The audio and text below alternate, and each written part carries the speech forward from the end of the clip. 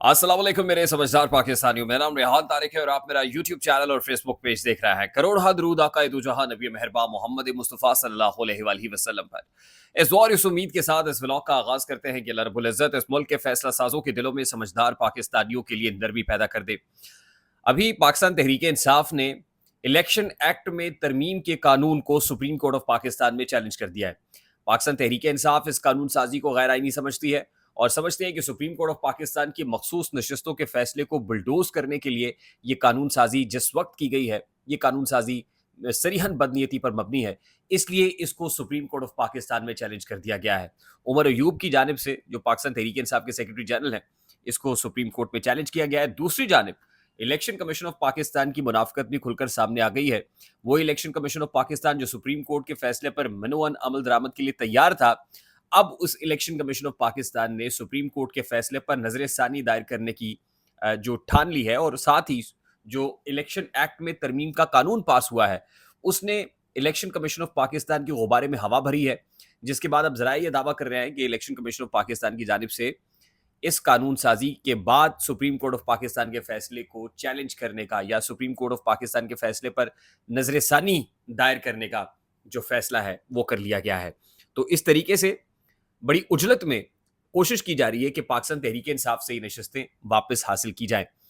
ये हुकूमत की लेजिटिमेसी की गेम है और बात सिर्फ नशस्तों की हद तक नहीं है, बल्कि असल में हुकूमत इसकी आड़ में कुछ और करना चाहती है।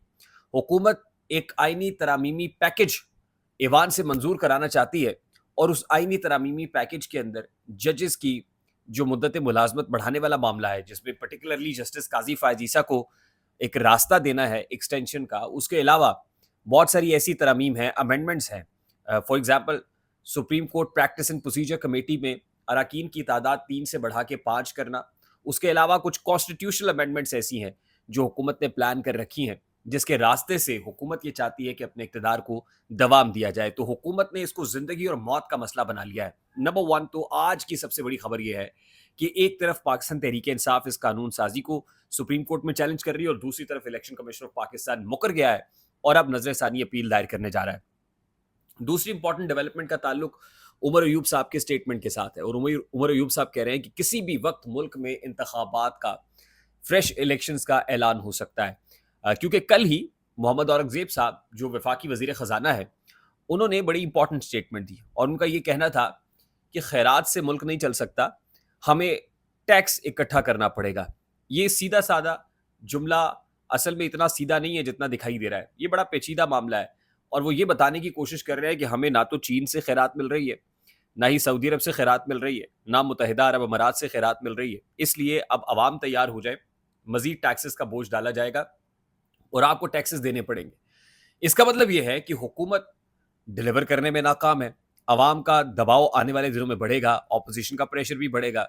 जमात इस्लामी का धरना ऑलरेडी इन प्लेस है, अभी तक उसका फैसला नहीं हो सका है और इस्टेब्लिशमेंट भी ये समझती है कि हुकूमत डिलीवर करने में, गवर्नेंस के अंदर, मैनेजमेंट के अंदर, परफॉर्मेंस के अंदर बुरी तरह से आउट क्लास यानी बुरी तरह से नॉकआउट हो चुकी है।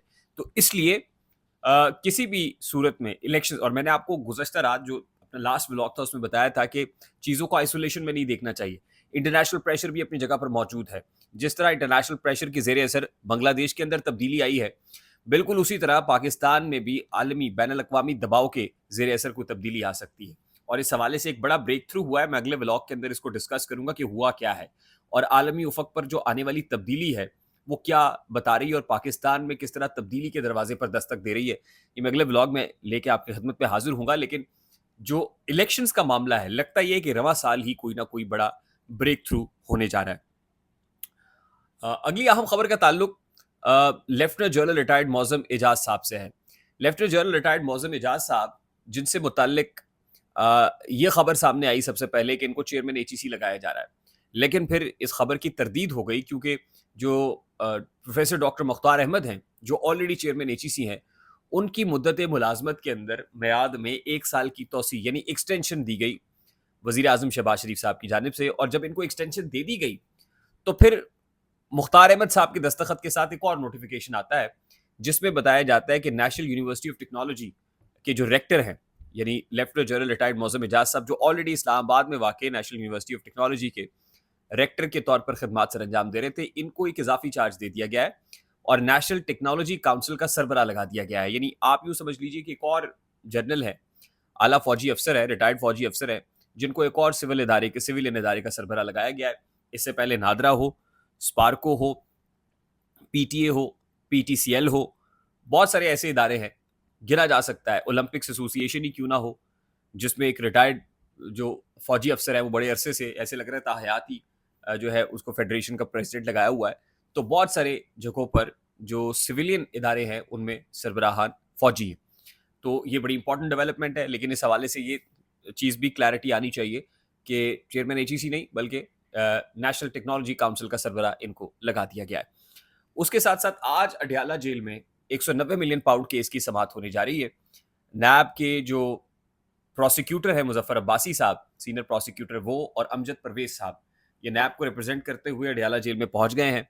बुशरा बीबी और इमरान खान साहब को भी बुला लिया गया है और नैब कोर्ट के क्योंकि जज भी तब्दील हो गए हैं, तो अब ये जो है मामला 190 मिलियन पाउंड केस का, ये ज़राए बता रहे हैं कि हतमी मराहिल में दाखिल हो गया है।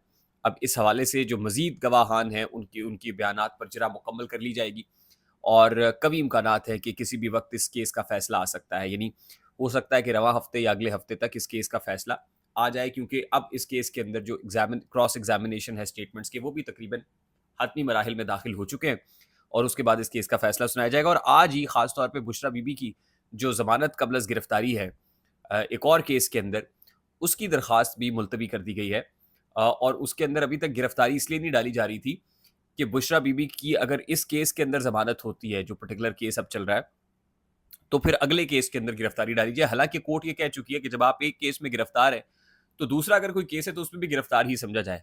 तो फिर जमानत क्यों नहीं दी जा रही, इस हवाले से कोई भी क्लैरिटी नहीं है। आज ही जब बुशरा बीबी और इमरान खान साहब यकीनन सहाफ़ियों से गुफ्तगू करेंगे, कोई गैर रस्मी बातचीत होगी, तो इस वक्त इमरान खान साहब की लाइन ऑफ एक्शन क्या है, किस लाइन ऑफ लेंथ पे काम कर रहे हैं और अब स्ट्रैटेजी क्या है इस्टेब्लिशमेंट के साथ मामलात को लेके।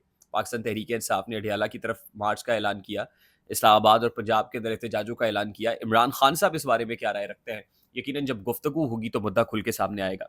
आई होप मेरी बात आप तक पहुंची होगी। अगर पहुंच जाए तो वीडियो को लाइक और शेयर करना मत भूलिएगा। चैनल पे नए तो चैनल को सब्सक्राइब कर लीजिएगा, बेल आइकन जरूर दबाइएगा। मुझे रेहान तारिक को इजाजत दीजिए, अपना बहुत सारा ख्याल रखिएगा। अस्सलाम वालेकुम।